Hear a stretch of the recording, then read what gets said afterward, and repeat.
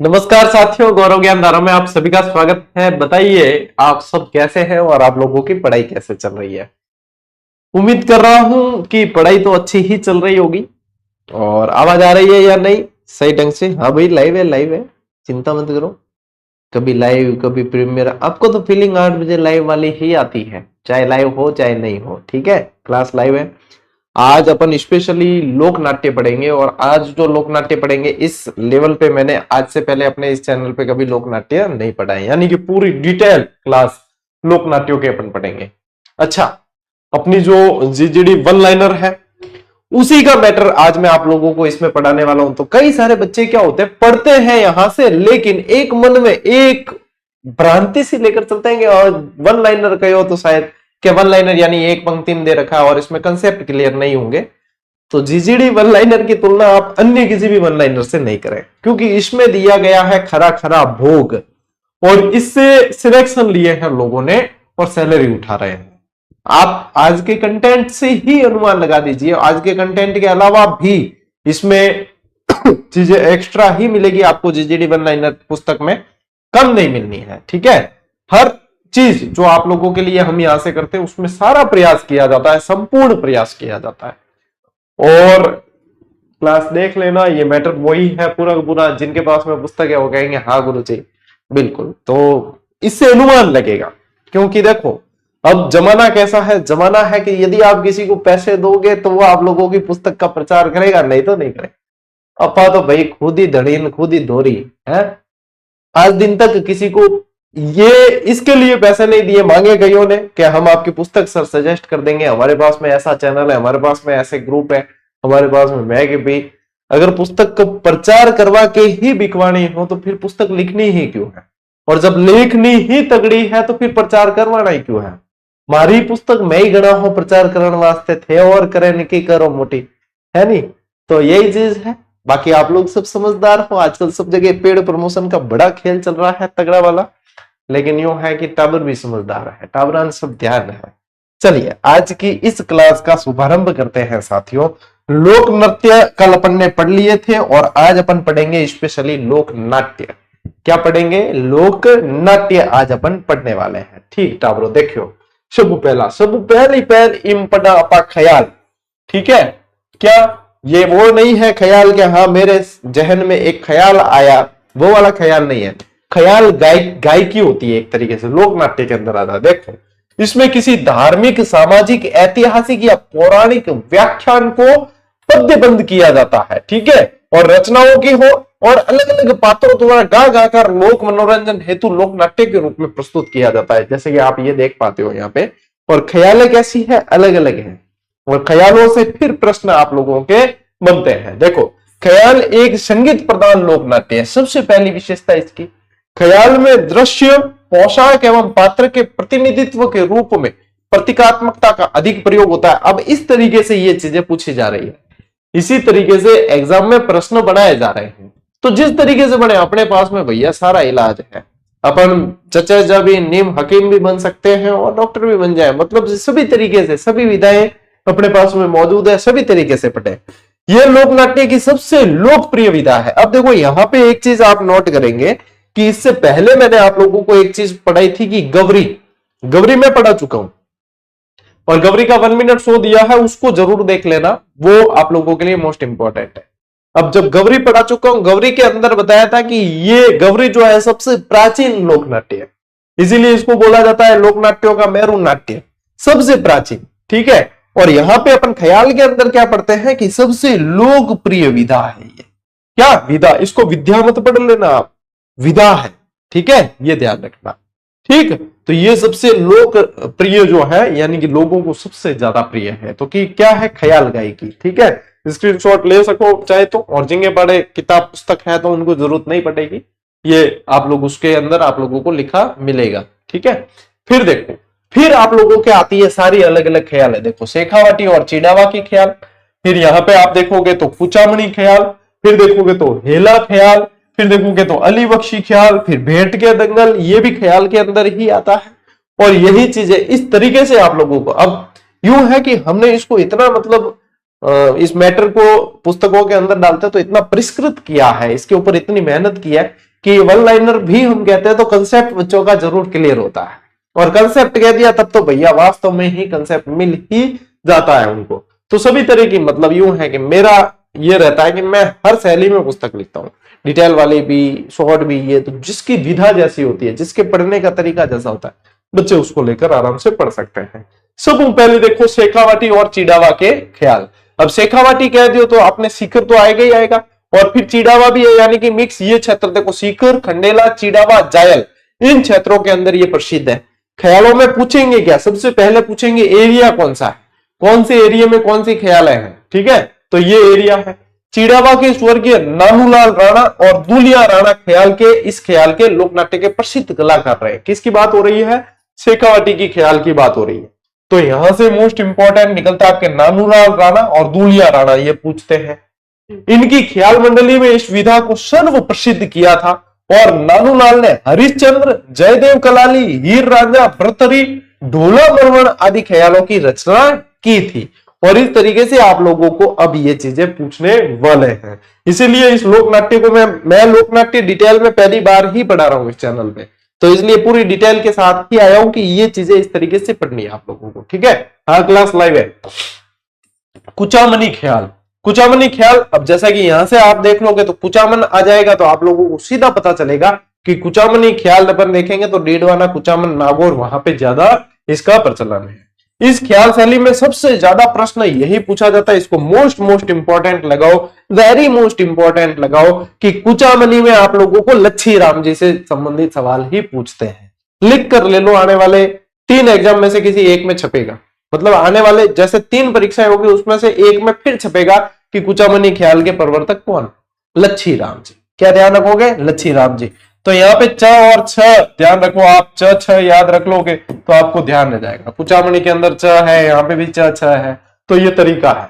इसके अंदर देखो गोगा चौहान, मीरा मंगल, राव रेणमल, इन ख्यालों की जो है जायन इसके अंदर होता है, इनकी स्थापना की इन्होंने। और इस ख्याल का ओपेरा जैसा रूप है, ये इसकी विशेषता है। उगमराज इस ख्याल के प्रसिद्ध कलाकार हैं, उगमराज इस ख्याल के प्रसिद्ध कलाकार है, ये ध्यान रखना, आपको कुचामनी ख्याल की बात हो रही है, ठीक है। फिर देखो हेला ख्याल। अब हेले मतलब है लंबी टेर, ठीक है, या मारवाड़ी में क्या है कि हेलो दानी, तो वो हेलो मतलब लंबी टेर है।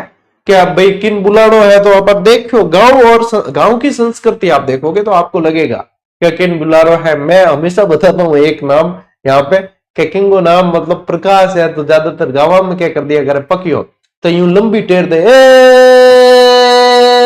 पकिया, ये तरीका होता है टेर देने का, इनका लंबी टेर देने। तो इसके अंदर हेला ख्याल में भी क्या होता है, लंबी लंबी टेर दी जाती है। क्या है, लंबी लंबी टेर दी जाती है। अरे भैया क्लास लाइव ही है, लेकिन लाइव क्लास का ये मतलब नहीं है कि आप सवाल कॉपी पेस्ट करो और मैं जवाब दूं, इसके लिए नहीं है। क्लास है पढ़ने के लिए, आप पढ़ो, कॉपी पेस्ट चाहे कितना ही करो, जवाब नहीं देंगे, तब आपको लगेगा लाइव नहीं है। बिल्कुल लाइव है, आप लोगों के कमेंट मुझे नजर भी आ रहे, लेकिन थे तो हो जाओगे गुरुजी लाइव हो क्या, क्या हाँ लाइव है बेटा, क्या दे सवाल दे दबा दब, ये पुस्तक कब, वो कब, ये फलानी ढिमकी, बीएसटीसी फीएसटीसी के आएंगे, तो इसके लिए लाइव नहीं है, इसके लिए लाइव नहीं है। जो सूचना आपको मिलनी चाहिए, जो हमारे पास में आप लोगों को देने लायक सूचना है, वो टेलीग्राम पे दे दी जाती है। इसके अलावा आप जो पूछते हैं उसका जवाब नहीं है, इसीलिए वो नहीं दिया जाता, ठीक है। तो ये सीपी बंद कर दो, सीपी को मतलब है कॉपी पेस्ट बंद कर दो, पढ़ाई पे ध्यान दो। पकिया पढ़ाई में तो ध्यान दिया, ठीक है। राजस्थान में हेला से आशय है लंबी टेर देना, यानी लंबी आवाज देना, इसको हेला के मारना के क्या ना, हेलो दे बिन, तो यानी बुला, हेलो दे, तो हेलो दे बुला, इनके हेला ख्याल। इस ख्याल के मुख्य प्रवर्तक कौन है, हेला शायर, शायर हेला कह देते हैं, हेला शायर। ये दौसा, ये मोस्ट इंपोर्टेंट है कि ये होती का है, ये दौसा, लालसो और सवाई माधोपुर आदि क्षेत्रों में प्रचलित है। इसके अंदर जो वाद्य यंत्र है वो नौबत, वाद्य यंत्र है वो नौबत। आवाज आ रही है बेटा, कहीं कोई समस्या नहीं है, नौबत वाद्य यंत्र है, ठीक है। फिर आती है एक आप लोगों के अली बख्शी ख्याल, इसको भी मोस्ट इंपोर्टेंट करना।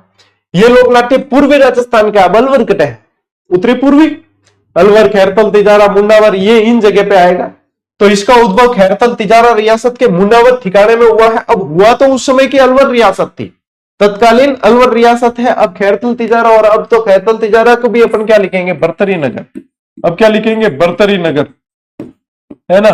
तो मैंने भैया तीनों रूप बता दिया आपको कि भाई थे खैरतुल तिजारा समझियो, थे भले अलवर समझियो, थे बरतरी नगर समझियो, थे उत्तरी पूर्वी राजस्थान समझियो। अरे थे क्यों समझो तो सही, थोड़ो तो मतलब इम प्रश्न बनी भाई अली बख्शी ख्याल, ठीक है, अली बख्शी ख्याल प्रश्न बने। तो राव राजा अली बख्श के समय से इसका जो है प्रचलन माना जाता है, और ये पूछते हैं कि ये किस क्षेत्र की है, तो भाई अली बख्शी ख्याल अलवर की। फिर आता है भाई भेंट के दंगल। क्या आता है, भेंट के दंगल।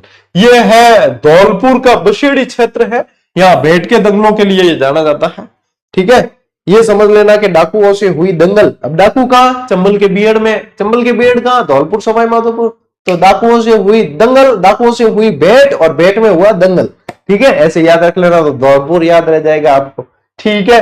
इनके विषय क्या होते हैं, देवी देवताओं से जुड़े धार्मिक व्याख्यान होते हैं। इसमें मुख्य वाद्य यंत्र होता है तबला और डप। क्या होता है मुख्य वाद्य यंत्र, तबला और डप। तो ये लेवल है। आप लोग यदि कई जगह क्या है भ्रमित करते हैं ना, कह रहे हैं यार उनको पता होता है कि ऑलरेडी बच्चे इतना प्रेम कर रहे हैं, और अपन भी यूं कह देंगे कि अरे यार वो बढ़िया किताब लिखते हैं, आप उनसे पढ़ा करो, उनसे तो पे क्या अपनी फिर कैसे चलेगी है, अपनी मतलब खाली जगह की पूर्ति करो, फिर अपनी जो है कैसे चलेगी, खाली जगह की पूर्ति करो। क्या आएगा इसके यहाँ पे फिक्स अच्छा सा शब्द आता है जो आप लोग प्रयोग करते रहते हैं। तो इसलिए जो है ये लेवल भी आप लोगों को देखना चाहिए कि हाँ क्या भाई सिर्फ कहने लेने की बातें नहीं है, आप लोगों को ये चीज ध्यान रखनी। ये है आपको ऑनलाइन में ये था, ये टॉपिक आप मैच करके देख लेना, बढ़िया तरीके से दे रखा है।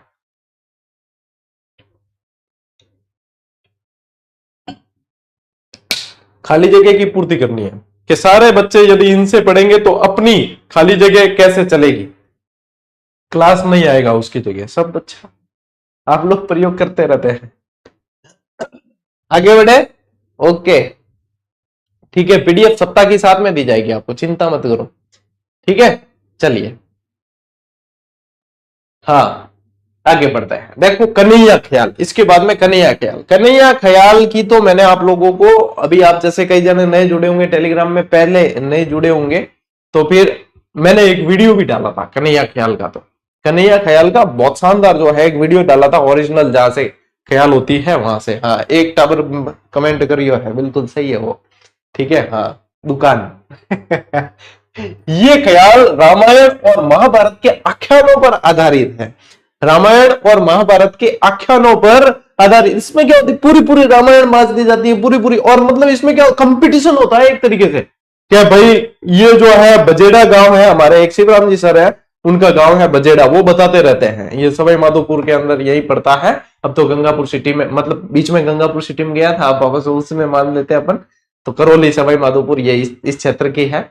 तो इनमें क्या है कि एक दूसरे की कंपटीशन होता है। इस गांव की ये जो है कन्हैया ख्याल, इसके अंदर ये वाचन, इसके अंदर ये वाचन, और मतलब क्या लयबद्ध तरीके से होती है। यदि आप लोग, मैं समझता हूं कि एक बार किसी ने कन्हैया ख्याल लाइव अगर देख ली और वो आनंद देख लिया, वो लयबद्ध उनके हाव भाव वगैरह देख लिए, भाई साहब आप जो है बॉलीवुड की फिल्में वगैरह सारी कुछ भूल जाओगे कि ये कितना टैलेंट होता है लोगों के अंदर, राजस्थान की कला और संस्कृति के अंदर, ठीक है। ये ध्यान रखना। देखो ये ख्याल सवाई माधोपुर, धौलपुर, भरतपुर, डीग, करौली इस क्षेत्र की प्रसिद्ध है। मैंने बता दिया कन्हैया के दंगल के नाम से जाना जाता है। इसमें वाद्य यंत्र देखो, झांझ, नगाड़े, डप, चिमटे, ये सब वाद्य यंत्र होते हैं। तो क्या लय होती है, क्या उनकी सुर ताल वगैरह होती है। भाई साहब मैं तो मतलब फैन हूं। मैंने वो वीडियो देखा ना, शिवराम जी ने भेजा था मुझे। मैं ये भाई साहब शिवराम जी वास्तव में असली मजा है ना राजस्थान के कल्चर को देखने का, वो ये है। क्या तरीका है यार, गजब, ये मजा आ गया देखने का। कन्हैया ख्याल का नेतृत्व जो करता है व्यक्ति, वो मेड़िया कहलाता है। ऐसे चारों तरफ जो लोग बैठे होते हैं, बीच में मेड़िया होता है। वो मेड़िए के साथ साथ में बाकी सब लय, ताल, सुर वगैरह बजाते हुए चलते हैं। आनंद ही आनंद होता है उसके अंदर। यह गीत गोल घेरे में खड़े होकर गाया जाता है। आपको देखना हो तो मेरे अपने इसी चैनल पे शायद डाला हुआ भी होगा, शॉर्ट्स वाले वीडियो में जाना, पुराने शॉर्ट्स देखना, उसमें शायद मिल भी जाएगा। यदि किसी को देखना हो तो मैंने शायद डाला था, टेलीग्राम पे भी डाला और इस पे भी डाला था, शायद यूट्यूब पे भी। टेलीग्राम पे भी वीडियो वाले सेक्शन में जाके देखना, दिख जाएगा। साधारणतः ये दंगल दिन में ही आयोजित होते हैं। दंगल ये मई जून में होते हैं। और इसमें क्या नौबत, घेरा, मंजीरा, ढोलक, वाद्य यंत्र ये सारे तो काम में लेते हैं, चिमटे वगैरह ये भी ध्यान रखना। जब कहन यानी कि इसमें जो कथा कही जाती, कहानी वाचन की जाती है, तब नौबत और घेरा बंद रहता है। जब वो मीडिया मतलब वो बोलता है ना, तब तो उसको रखते हैं बंद, और फिर जैसे ही मतलब वापस उनका साथ देना होता है तब एक साथ सारे बोलते हैं, तो वो आता है एकदम से आनंद। सुर ताल बहुत जबरदस्त होता है। उनकी समाप्ति पर जब सारा दल एक साथ गाना गाता है, तब ये वाद्य जोरों से बजाए जाते हैं और जोरों से उनका साथ दिया जाता है, और फिर जो है जबरदस्त तरीके से वहां पे ऊर्जा का संचार होता है। ये होता है सारे। हाँ ठीक है, तो ये ध्यान रखना, कन्हैया दंगल, इसको क्या कहा जाता है? कन्हैया दंगल कहा जाता है। ठीक है, फिर एक आता है अपने ढपाली ख्याल। ये लोकनाट्य, रंगमंच वगैरह टॉपिक आते हैं ना आपके लिखे हुए, वो इनके अंदर ये पढ़ना होता है आपको। ढपाली ख्याल, इसके अंदर देखो ढपाली राग की विशिष्ट गायकी भी है। इसको क्या बोलते हैं? ढपाली ख्याल की विशिष्ट ढपाली राग होती है, उसकी विशिष्ट गायकी होती है। अलवर, खैरतल, तिजारा, बहरोड, कोटपुतली, और आप लोग ये डीग, भरतपुर, लक्ष्मणगढ़, ये सारे क्षेत्र इसमें किया जाता है। ढोल नगाड़ा सहनाई के साथ दंगल प्रेमियों की प्रतिस्पर्धा देखने काबिल होती है इसके अंदर। ढपाली ख्याल, कन्हैया ख्याल, इसमें भी प्रतिस्पर्धा होती है एक तरीके की। तो ये सारी ध्यान में रखना है भाई। ठीक है, चलिए स्क्रीनशॉट लो, आगे बढ़ते हैं। देखो इसके बाद में अपने को ध्यान रखना है, मोस्ट इंपॉर्टेंट कर लेना, तुर्रा कलंगी। तुर्रा कलंगी भी ख्याल है एक तरह की। तुर्रा कलंगी भी क्या है? एक तरह की ख्याल है। ठीक है, ये ध्यान रखना, तुर्रा कलंगी। तुर्रा कलंगी, अब देखो इसके अंदर तुकनगी, साली, सारी पूरी स्टोरी आप लोगों को बताता हूं। पूरी स्टोरी ऐसे की ऐसे आप लोगों को दे रखी है। ठीक है, देखो राजस्थान में तुर्रा कर दे, राजस्थान में तुर्रा कलंगी लोक नाट्यों का प्रचलन चित्तौड़गढ़, गोसुंडा, निम्बाहेड़ा क्षेत्र को मोस्ट इंपॉर्टेंट करो। मेवाड़ यानी कि मेवाड़, यानी कि क्या ध्यान रखोगे? मेवाड़। तुर्रा कलंगी पूछे तो मेवाड़ के अंदर इन क्षेत्रों में देखो शहीडू सिंह जो तुर्रा और हमीद बेग कलंगी के नेतृत्व में प्रारंभ हुआ था। तुर्रा अखाड़े का झंडा भगवा तथा कलंगी अखाड़े का हरा होता है। अब ये चीजें जब पूछेंगे ना, तो जब कूट मिलान करके देंगे प्रश्न, तब के इसमें से कौन सा सही है कौन सा नहीं है, तब ये डिटेल में इस तरीके से पूछे जाएंगे। अब देखो झंडों के कलर वगैरह ये आने वाले समय में पूछ सकते हैं। तुर्रा कलंगी ख्यालों के दंगल में दोनों पक्ष सामने सामने बैठकर प्रतिस्पर्धा के रूप में संवाद करते हैं, जिसे बैठक या गम्मत का गाना कहते हैं। क्या कहते हैं? बैठक या गम्मत का गाना इसे कहा जाता है। ठीक है, और देखो मध्य प्रदेश के चंदेरी गांव के हिंदू संत तुकनगिर और मुस्लिम संत शाह अली इस नाट्य विद्या के प्रवर्तक माने जाते हैं। इनके यहां से तो लिया तुर्रा और फिर यहां से लिया कलंगी। ठीक है, इस तरीके से मिला है। तुकनगिर शिव के तथा शाह अली शक्ति के उपासक थे, और तुकनगिर भगवा वेश तथा शाह अली हरे वस्त्र धारण करते थे। इसीलिए यहाँ पे देखो एक झंडा भगवा है और एक झंडा कैसा है? हरा है। इन दोनों के मध्य शास्त्रार्थ के काव्य दंगल हुआ करते थे, आपस में एक दूसरे से शास्त्रार्थ के काव्य दंगल किया करते थे। वहीं से जो है ये यहाँ धीरे धीरे आया है। ठीक है, इनकी विद्वता से प्रभावित होकर चंदेरी के राजा ने तुकनगिर को अपने मुकुट का तुर्रा और शाह अली को कलंगी दी है। इसीलिए इसको तभी से क्या तुर्रा और कलंगी कहा जाता है। तुर्रा और कलंगी कहां से? यहां से मोस्ट इंपॉर्टेंट कर देना। यदि नहीं पढ़ा हो तो अपने बताओ ये चीज, ये मैटर अपने जीजीडी वन लाइनर में कौन से पेज नंबर पे दे रखी है? जो अभी पढ़ रहे हैं सामने जिनके पढ़िए किताब, तो कौन से पेज नंबर पे? देखो इनकी विद्वता से इतने प्रभावित हुए चंदेरी के राजा कि तुकनगिर को तो क्या दिया? तुर्रा दिया, और शाह अली को क्या दी? कलंगी भेंट की। और तभी से इस अखाड़े का नाम क्या हो गया? तुर्रा कलंगी के नाम से ये प्रसिद्ध हुआ है। हाँ 301 पे, शाबाश। ऐसे का ऐसा दे रखा है ना मैटर। हाँ ये देखो, इसमें तुर्रा को शिव तथा कलंगी को पार्वती का प्रतीक माना जाता है। इसे मोस्ट इंपॉर्टेंट करना, ये प्रश्न बन चुका है। ये प्रश्न बन चुका है, मोस्ट इंपॉर्टेंट है। शिव और पार्वती, शिव और पार्वती कहां से? तुर्रा कलंगी नाम कैसे पड़ा, क्या है, क्या चीज पीछे लॉजिक, वो सारी चीज ये है। अब डायरेक्ट तो अपन ने याद कर रखे हैं शिव पार्वती वगैरह, लेकिन ये स्टोरी बिहाइंड जो स्टोरी है वो ये है। तुकनगिर और शाह अली ने बाद में मेवाड़ आकर यहां अपनी यह विधा प्रचलित की। लोक नाट्यों में मंच सज्जा नहीं होती है आमतौर पे लोक नाट्यों पे मंच सज्जा नहीं होती है। अब देखो ना कन्हैया ख्याल वगैरह मंच सज्जा थोड़ी होती है, लेकिन ये तुर्रा कलंगी जो है इसका अपवाद है, यानी कि इसमें मंच सज्जा होती है। इसमें नायक नायिका के लिए अलग अलग अट्टालिका, ऊंचा आकर्षक और सुसज्जित मंच बनाया जाता है, जहां से सीढ़ी के सहारे वे अपने सवाल जवाब गाते हुए नीचे उतरते हैं, इस तरीके से। तो ये एक अलग इसके अंदर मतलब इसको अलग बनाता है बाकी सब लोक नाट्यों से इसको अलग बनाता है। क्योंकि लोक नाट्यों में अधिकांश में मंच सज्जा नहीं होती, लेकिन इसमें इस तरीके से मंच को सजाया जाता है, इस तरीके से एक दूसरे से सवाल जवाब करते हुए ये चीजें करते हैं। ये ध्यान रखना भाई, तुर्रा कलंगी मोस्ट इंपॉर्टेंट है, बता रहा हूं। इसमें प्रश्न क्या क्या पूछते हैं, एक तो शिव पार्वती वाला पूछते हैं, ठीक है, एक इनके तुकनगिर और शाहअली के नाम पूछते हैं, एक क्षेत्र पूछते हैं, और आने वाले समय में आप लोगों को ये लॉजिक पूछे जा सकते हैं। ठीक है, चलिए आगे बढ़ते हैं। अब देखो तुर्रा कलंगी में और भी मुख्य मंच अट्टालिका से नीचे बनाया जाता है, ये भी ध्यान रखें, जहां उस्ताद मुख्य वादक एवं टेरिये भी बैठते हैं। और तुर्रा कलंगी में प्रमुख वाद्य यंत्र कौन सा होता है, चंग होता है। मोस्ट इंपॉर्टेंट कर देना भाई।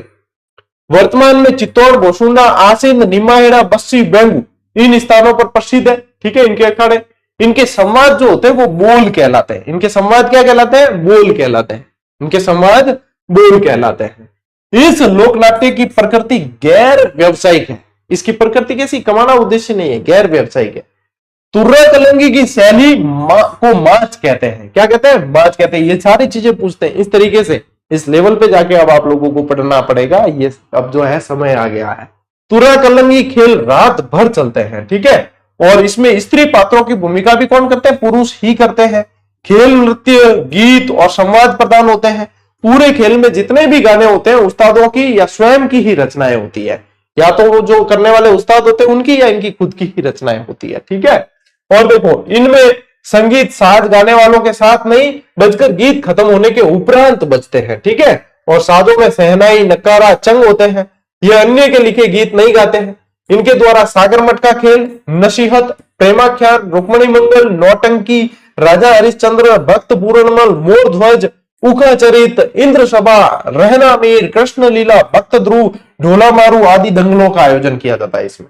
और इन सभी की रचना प्रस्तुतिकरण शास्त्रीय पक्ष से होती है, किसी और के लिखे हुए नहीं गाते हैं, खुद के ही लिखे हुए होते हैं पद वगैरह सारे के सारे। ये है भैया कंप्लीट तुर्रा कलंगी।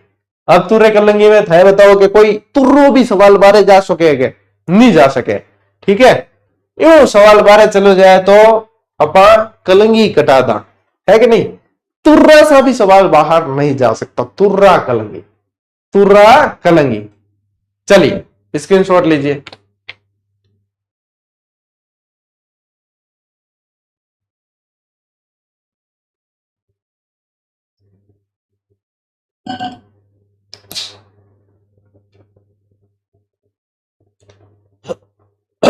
चले आगे। अब आती है रम्मत। रम्मत भी मोस्ट इंपॉर्टेंट है। जैसे तुर्रा कलंगी का पूरा आपने डिटेल पढ़ी है, वैसे ही रम्मत की भी पूरी डिटेल आप लोगों को ध्यान रखनी है। ठीक है ना। लोकनाट्य आने वाले समय में बहुत अच्छी तरीके से पूछे जाएंगे। यह एक खेल होता है जो ऐतिहासिक पौराणिक काव्य रचनाओं पर आधारित होता है। इसे खेलने वाले खिलाड़ कहलाते हैं। और यह प्रश्न बन चुका है, मोस्ट इंपॉर्टेंट, यह प्रश्न आप लोगों के बन चुका है खिलाड़ वाला। ठीक है, यह प्रश्न खिलाड़ वाला बन चुका है। रम्मत प्रारंभ होने से पूर्व रम्मत के मुख्य कलाकार मंच पर आकर बैठ जाते हैं ताकि दर्शक उन्हें उनकी वेशभूषा और मेकअप को देख सके। शाबाश, देखिए मतलब उन्होंने किस तरीके से तैयार हुए। मेकअप कहने मतलब वो है कि वो किस तरीके से तैयार हुए, उन्होंने कैसे जो है अपने आप को सजाया है, कैसे किस तरीके से उन्होंने वेशभूषाएं धारण की है। तो पहले ही मतलब शुरू होने से पहले यार बैठ जाइए। और दर्शकों क्या हालचाल है यार, मतलब क्या अब निहारो हमें, तारीफ करो बस, ओ उसके वो ड्रेस देखो, ओ उसने कैसे मेकअप किया है। ये दर्शकों का भाई ये मनोरंजन के लिए भी तो है भाई, तो यूं आकर बैठ जाते हैं। रम्मत के शुरू होने से पूर्व रामदेव जी का भजन गाया जाता है। इसके मुख्य गीतों का संबंध चौमासा, वर्षा ऋतु का वर्णन, लावणी और गणपति वंदना से है। ठीक है, आयो मजो। हाँ, तो ये ध्यान रखना अपने को, ये सारे ठीक है। फिर इस लोकनाट्य का उद्गम ध्यान रखना आपको बीकानेर से है। मोस्ट इंपॉर्टेंट कर देना भाई इस लाइन को। ठीक है, हाँ, बीकानेर में रम्मतों का मंचन पाटों पर होता है, तो इसलिए इसको कह देते हैं पाटा संस्कृति। और पाटा संस्कृति की देन बीकानेर ही मानी जाती है। हाँ, आचार्यों की चौक भी बीकानेर। श्री मणिराम व्यास, फागु महाराज, सुआ महाराज, तुलसीराम आदि कलाकारों ने इसमें महत्वपूर्ण योगदान दिया है। रम्मत एक संगीत नाट्य होता है और बीकानेर में ही आचार्यों का चौक रम्मतों के लिए सर्वाधिक प्रसिद्ध और सुव्यवस्थित अखाड़ा है। ठीक है, आचार्यों का चौक, इससे प्रश्न बनता है आचार्यों का चौक किसके लिए प्रसिद्ध है, रम्मत के लिए प्रसिद्ध है। कहां, बीकानेर के अंदर। तो सारी चीजें जो है आप लोगों को ध्यान रखनी है। चलिए पढ़ो भाई पढ़ो। 41,000 पद खाली है वरिष्ठ अध्यापक के अंदर। और मैं तो देखो आप लोगों के लिए अभी भी, कईयों ने तो आस छोड़ दी, कईयों ने तो मतलब प्रयास छोड़ दिए, लेकिन मैं तो अभी भी आप लोगों के लिए इक्का दुक्का वीडियो तो किसका ही देता हूं। मेरे को पता है कि आला कमान जो जहां जहां भी बैठे हैं, जिनको देखना चाहिए वो देख रहे हैं। तभी आप लोगों ने देखा होगा कि एक अभी आज बयान भी आया है कि भाई साहब 7,000 के बाद में एक तुरंत पीछे पीछे और दूसरी वैकेंसी ग्रेड 3 की निकालेंगे। और आप देखेंगे कि डीपीसी का प्रोसेस भी फास्ट कर लिया गया है। डीपीसी का भाई साहब सुनाई सबको देता है, सुनते सब है, दिखाई सबको देता है, देखते भी सब है। इसलिए प्रयास कभी भी छोड़ने नहीं चाहिए। कई जना कहना ना अबे यार कुछ भी नहीं होगा, मैं कहता हूं होगा। और तब तक प्रयास करो जब तक कि होता नहीं। जब प्रयास करना छोड़ना क्यों है। और मैं कहूं कि देखो मैंने अभी भी मैं भी आप लोगों के लिए कल जैसे वो 41,000 पद वाला वीडियो बनाया। अब आज खुला कहता क्या हम नहीं जानते गणित क्या होगी, हम नहीं जानते आधे पद आप ऐसे भरो, आधे वैकेंसी निकालो की करो। मेरे तो भाई साहब टबर के गुरुजी वैकेंसी निकलवाओ, वैकेंसी कम है तो मैं तो यहाँ ही वीडियो बनावा, मैं तो यहाँ ही छाती माते मूंग दड़ा थे तो काटो वैकेंसी। मेरे टावरों की इच्छा पूरी हो जाई। ये कह दे गुरुजी धन्यवाद, आपके प्रयास सफल हुए, इच्छा हमारी पूरी हुई, जरा मैं वीडियो बनाना छोड़ दा। और भाई गलत चीज को हम सपोर्ट करते नहीं और सही चीज को सपोर्ट करने से चूकते नहीं, सीधी सट। ठीक है तो बेटा चाहे दूसरे कोई प्रयास करना छोड़ दे चाहे कैसे भी, लेकिन आपका ये भाई आपके लिए हमेशा प्रयास करता ही रहेगा। ठीक है ना।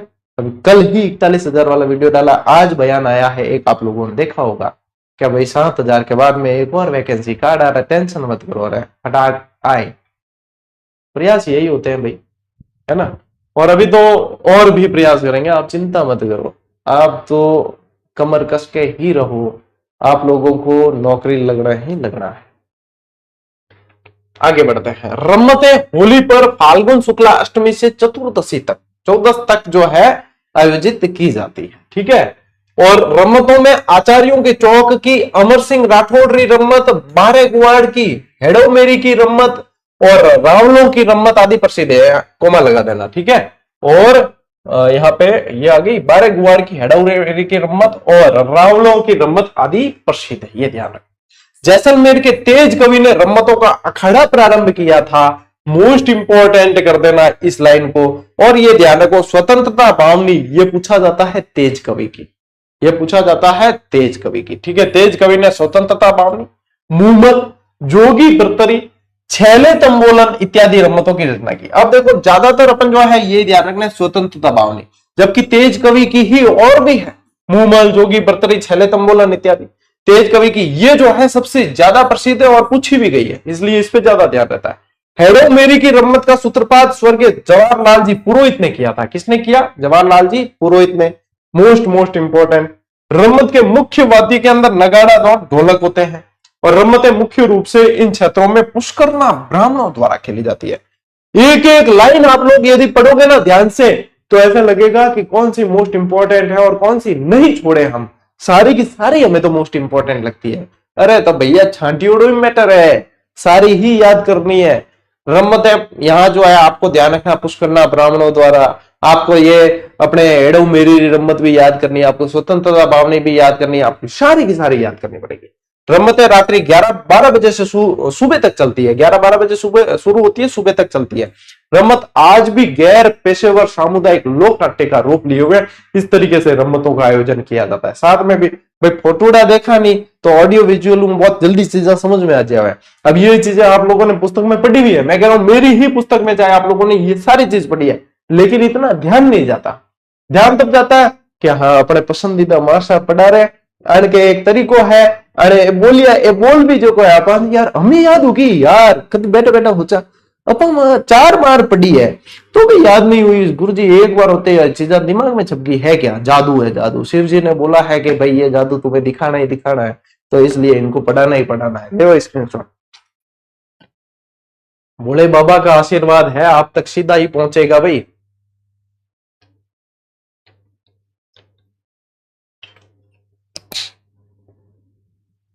महादेव का आदेश। चलिए आगे बढ़े।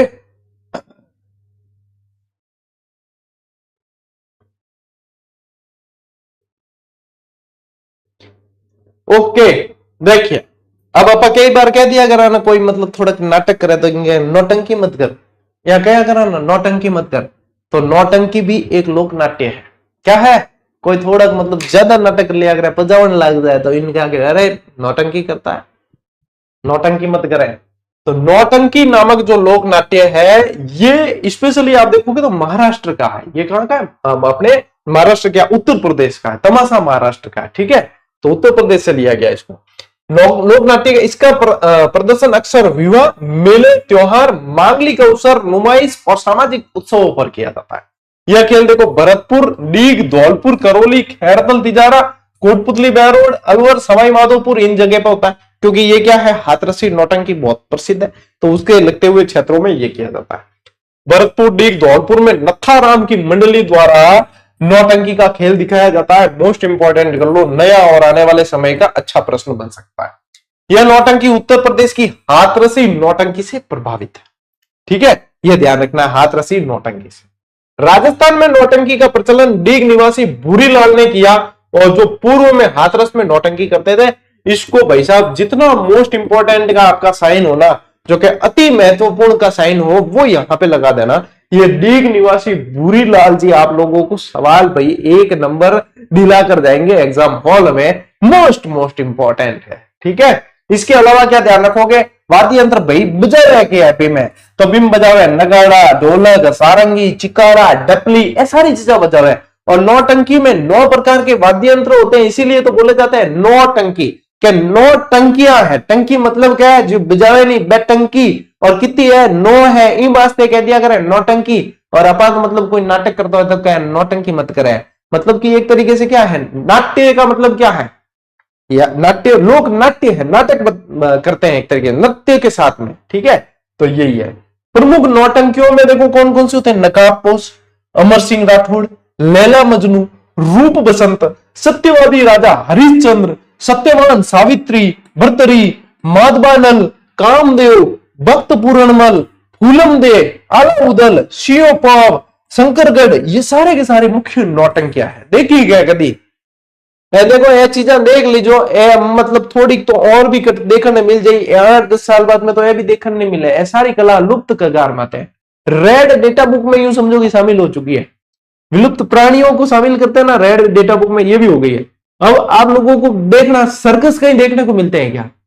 बहुत ही कम, रेयरेस्ट। अब आप लोगों को सर्कस देखने को मिलेंगे, बहुत कम। कल जानते ही नहीं लोग सर्कस में। पहले जो ये करतब दिखाते थे, अब करतब लोगों के शरीर में इतनी जो आया लचक रही नहीं है, करतब दिखा देंगे।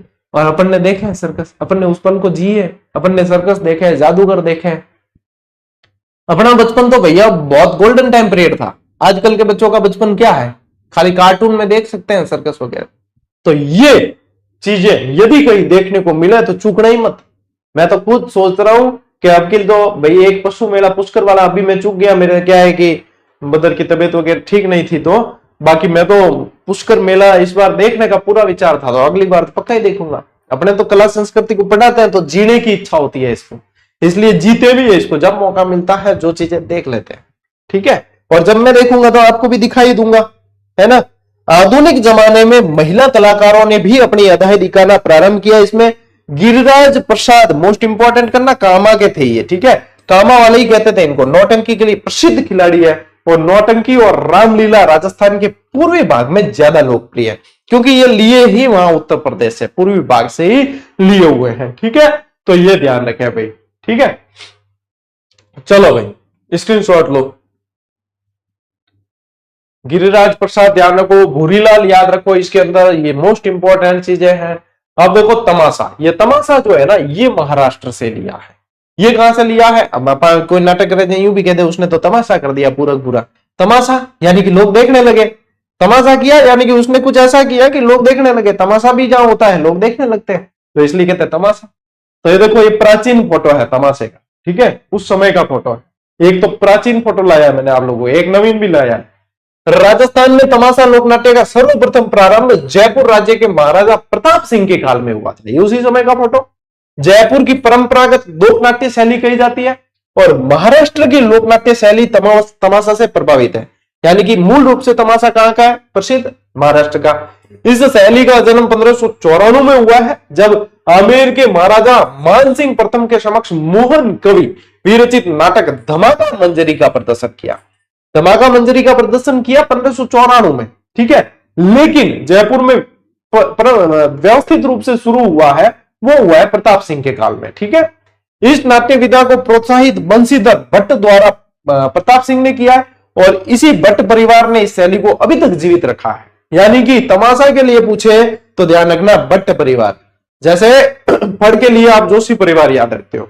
इस परिवार में उस्ताद परंपरा फूलजी भट्ट द्वारा शुरू की गई, मोस्ट इंपोर्टेंट कर देना। और यह लोक नाट्य जयपुरी ख्याल और ध्रुपद गायकी का मिश्रण है। ध्रुपद गायकी आएगा तो बंशीधर भट्ट आएंगे आगे अगली स्लाइड पे, लीजिए स्क्रीनशॉट।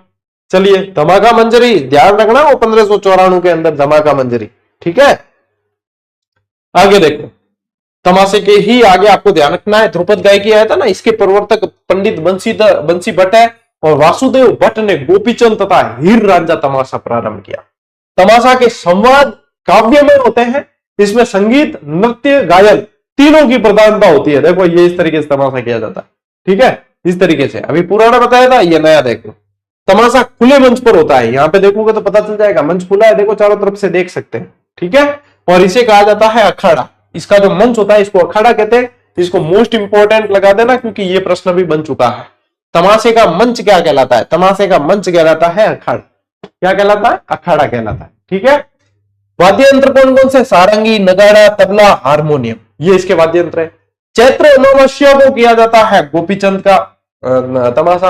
होली के दिन जोगी जोगण, और होली के दूसरे दिन हीर रांझा तमाशा खेले जाते हैं, ठीक है। ये स्पेशल डे वाइज भी ध्यान रखें। बंशीधर भट्ट द्वारा रचित तमाशों में पठान, कान कुजरी, रसीली तमोलन, हीर रांझा, जोगी जोगण, लैला मजनू, छैला पणियारन, छुट्टन मिया, ये सारे प्रसिद्ध है। मतलब नाम पढ़ के भी अपन को इच्छा होती है कि भैया ये तमाशे अपन ने नहीं देखे तो भैया अपन ने देखा ही क्या है? अपन ने फिर देखा ही क्या है? बॉलीवुड की पिक्चरों में, हॉलीवुड की पिक्चरों में इतना मजा नहीं है जितना कि इन तमाशे के नामों में मजा है? तो फिर ये तो अपन ने देखे ही नहीं कोई भी। अरे भाई साहब चूक गया होता तो। तमाशा में स्त्री पात्रों की भूमिका स्त्रियों द्वारा भी अभिनीत की जाती है, पुरुषों द्वारा भी की जाती है। बंशीधर भट्ट के समय जयपुर की मशहूर नर्तकी गौहर जान तमाशे में स्त्री पात्र का अभिनय करती थी। मोस्ट इंपोर्टेंट है भैया ये। चलिए ले भाई, क्या तमाशा देख रहे हो? स्क्रीनशॉट लो। अरे तमाशा पड़ा है तो तमाशा ही देखोगे, लेकिन तमाशा देखते देखते तमाशे का स्क्रीनशॉट लो, ताकि अपना दुनिया के सामने तमाशा नहीं हो और अपन जो है नौकरी लग जाए बढ़िया तरीके से, है कि नहीं? हाँ यही तो है, राज की बात तो यही है भाई। चलिए स्क्रीनशॉट ले लिया, आगे बढ़ते हैं। चलो इसके अलावा आ गया स्वांग। इस स्वांग को क्या बोलते हैं? स्वांग को बोला जाता है बहरूपिया कला। क्या बोलते हैं? बहरूपिया। ये तो देखे होंगे बचपन में। अरे कोई पुलिस वाला बन के आ जाता था एकदम, है नकली बंदूक निकालता था, कोई जो है महाजन बन के आ जाता था, चौपड़े निकालता था, कोई बंदर बन के आता, कोई भगवान का कोई रूप धारण करके आता, है ना। जानकी लाल भांड इसमें सबसे ज्यादा जो है इन्होंने प्रसिद्धि दिलाई, मंकी मैन के नाम से जानते हैं। तो ऐसे तमाशे, मतलब ये बहरूपिया कला, अब तो बहरूपिया कला क्योंकि लोग पैसे ही नहीं देते, लोग मजाक बनाते हैं, तो बहरूपिया कला भी अब धीरे धीरे लुप्त प्राय ही हो गई है। बाकी ये एक समय बहुत बहरूपिया खूब आते थे, क्योंकि भाई मनोरंजन होता था लोगों का, लोग पैसे भी देते थे, उनकी आजीविका चलती थी, उनका पेट भरता था। तो फिर ये बहरूपिया कला आप लोग ध्यान रखें भाई। अपन तो अभी भी भाग्यशाली कि अपन इन चीजों को पढ़ भी रहे हैं साथ साथ, है ना। यह भी लोक नाट्य का एक रूप है जिसमें एक ही चरित्र होता है, मतलब अलग अलग स्वांग धारण किए जाते हैं, जो किसी विशेष ऐतिहासिक, पौराणिक, लोक प्रसिद्ध और समाज में प्रसिद्ध चरित्र या देवी देवता की नकल में अपना मेकअप कर उसके जैसी वेशभूषा पहनता है, उसके अनुरूप अभिनय करता है। एक ही व्यक्ति, एक ही चरित्र होता है जो इतने सारे रूप धारण करता है। स्वांग रचने वाले यानी अभिनय करने वाले को क्या बोलते हैं? बहरूपिया। इसलिए इसे बहरूपिया कला भी कहते हैं। इस लोक नाट्य का प्रारंभ 13वीं-14वीं शताब्दी से माना जाता है। मारवाड़ क्षेत्र में रावल जाति के व्यक्ति इसका प्रदर्शन अधिक करते थे, और भीलवाड़ा के जानकी लाल भांड ने इस कला को अंतरराष्ट्रीय स्तर पर प्रसिद्धि दिलाई है। आजकल भी आप लोगों को देखोगे तो एक शायद क्या नाम है वो, जैकी करके कोई नाम है, बंदर का रोल करता है वो व्यक्ति, तो वो जो है आज भी कोई ब्याह शादियों के अंदर आप लोगों को देखने को मिल जाएगा, है ना, कि एकदम से कोई बैठ के बढ़िया खाना खा रहा होता है, जितने उसके पास में आके बैठ जाओ, काला मुंह ऐसे पूरा करके वो ऐसे लगा के फिर एकदम से उसके करके ऐसे खी करता है, वो डर जाते हैं यार। तो ये आजकल फिर वापस ये चलन आ रहा है। मैं तो कह रहा हूं ये कला जिंदा रहनी चाहिए, क्योंकि ये अपने लोक संस्कृति से जुड़ी हुई है कि नहीं।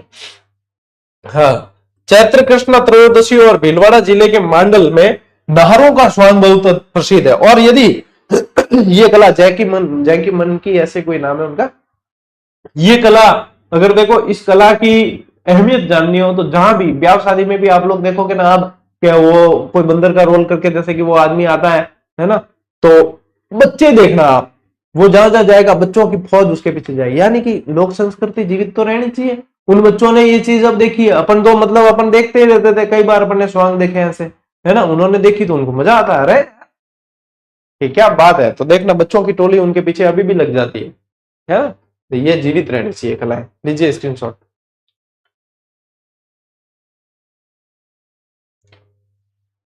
फिर देखो लीलाएं दो तरह की पढ़नी है, एक तो रामलीला, एक रासलीला, दोनों ही अलग अलग है, रामलीला और रासलीला।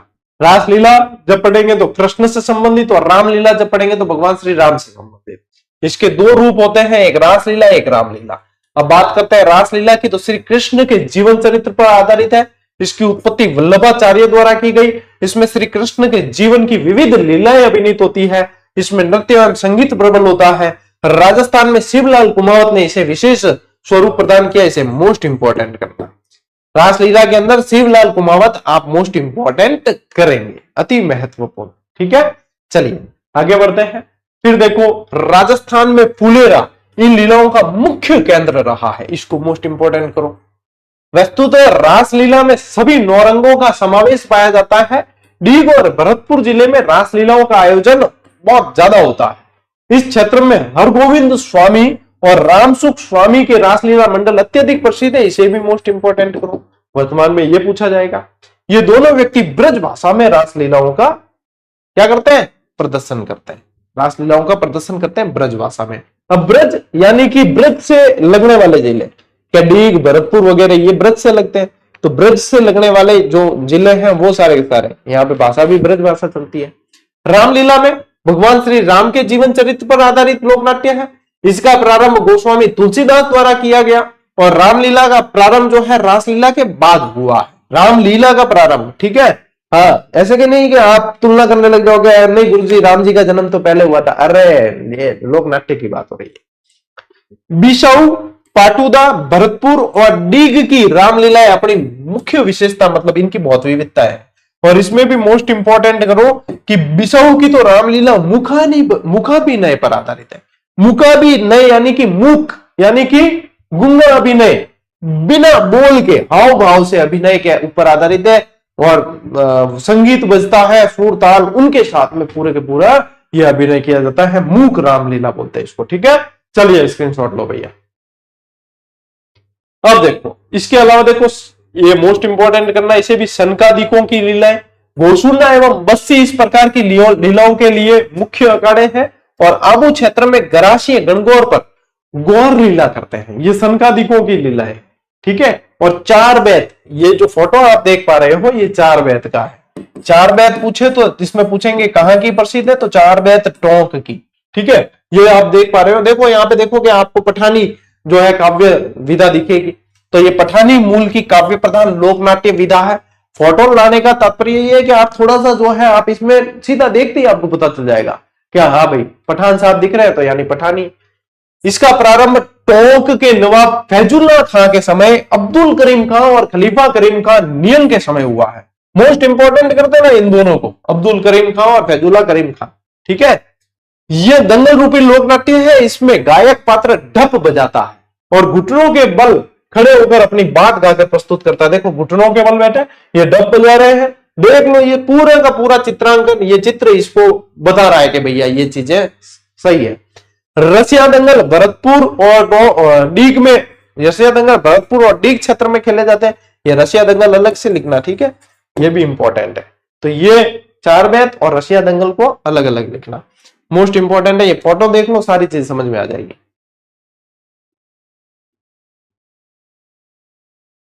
चले आगे बढ़े। ओके, और कठपुतली। कठपुतली, कठपुतली में सबसे ज्यादा जो कहानी बताई जाती है वो अमर सिंह राठौड़, ठीक है, अमर सिंह राठौड़ वाली, मैंने भी इतिहास में आप लोगों को पढ़ा रखा है। राजस्थान में उदयपुर क्षेत्र में विशेष रूप से प्रचलित है क्योंकि यहाँ पे कठपुतली का संग्रहालय भी है।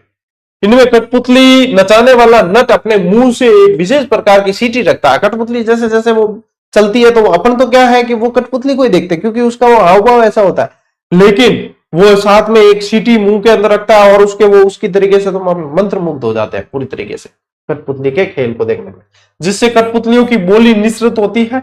और अमर सिंह राठौड़, पृथ्वीराज, संयोगिता, सिंहासन, बत्तीसी, ये कठपुतली के प्रसिद्ध लोक नाट्य है। उदयपुर के लोक कला मंडल का कठपुतली खेल प्रसिद्ध है, ठीक है। तो मौका मिले कभी देख लेना और अपने घर परिवार के बच्चों को भी दिखा देना कि भैया ये विधाएं देख लो, तुम भी भाग्यशाली हो कि ये चीजें देख रहे हो। क्या पता किस समय जो है ये सब बिल्कुल ही लुप्त हो जाए।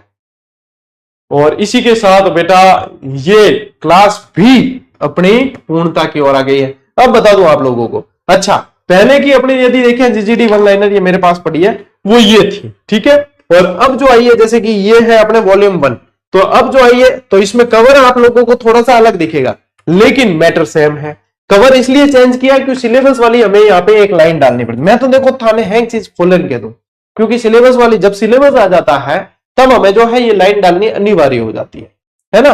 तो ये सिलेबस वाली जो ये लाइन डालनी थी, सिलेबस में कोई चेंज नहीं हुआ है। तो जिनके पास में ये ऐसा नहीं कि आपको नहीं लेनी है, नहीं लेनी है, मैं तो कहूं नहीं लेनी है, नहीं, ठीक है। जिसके पास में नहीं है उनको लेनी है और पढ़नी है क्योंकि यही मौका है। ये 2 महीने आप लोगों को देखो ये पुस्तक इतना आप लोगों को कर देगी बेस्ट कि हाँ फिर लगेगा। तो ये तो है आप लोगों के कॉमन, एक तो ये इसका वॉल्यूम 1 और यहाँ पे दे रखा वॉल्यूम 2। ये है विद्यालय विषय, ये है आपके L2 विद्यालय विषय की और ये है L1 विद्यालय विषय। L2 में सामाजिक अध्ययन की दी है मैंने, ठीक है, क्योंकि मैं सामाजिक अध्ययन से हूं तो मैंने सामाजिक अध्ययन की दी है। बाकी विषय की आप लोगों को L2 की यदि आप कोई भी प्रकाशन आप लोगों को देता है पब्लिकेशन आप लेकर पढ़ सकते हो, ठीक है। तो ये कॉमन जो है ये वाली और ये वाली, ये आप लोगों को पढ़नी है बहुत अच्छी तरीके से और प्रैक्टिस करनी है आपको साथ साथ में। टेस्ट सीरीज से टॉपिक वाइज से करो, सारी चीजें क्लियर होती चलेगी, ठीक है। तो आज की क्लास कैसी समझ में आई? बढ़िया, पूरी डिटेल, मतलब लोकनाट्य इससे बेटर और इससे ज्यादा आप लोगों को पढ़ना ही नहीं है ना। तो ये मैटर पूरा मैंने आप लोगों को एक एक चीज इसमें कोशिश की है कि समझो, साथ में आप लोग बंधे हुए रहो क्लास के साथ और साथ में आप लोगों को याद हो जाए चीजें। तो इसको अब वापस एक बार चाहे तो आप देख लेना क्लास को, और जिनके पास में अपने जैसे कि पुस्तक है तो उनको तो लिखने की जरूरत नहीं है, जिसके पास नहीं है तो वो लिख के और वापस एक बार पढ़ेंगे, रिवीजन करेंगे। तो जहां जहां जो मैंने पंच लाइन बोली है, जहां जहां जो चीज बोली है आपके दिमाग में वापस वो दोहरान होगा उसका और आप लोगों को चीजें याद हो जाएगी, ठीक है। यही है महादेव का आशीर्वाद। चलिए, तो आज की क्लास में साथियों इतना ही। अब मिलते हैं अपन अगली क्लास में, अगले सेशन में। तब तक के लिए राम राम, जय हिंद।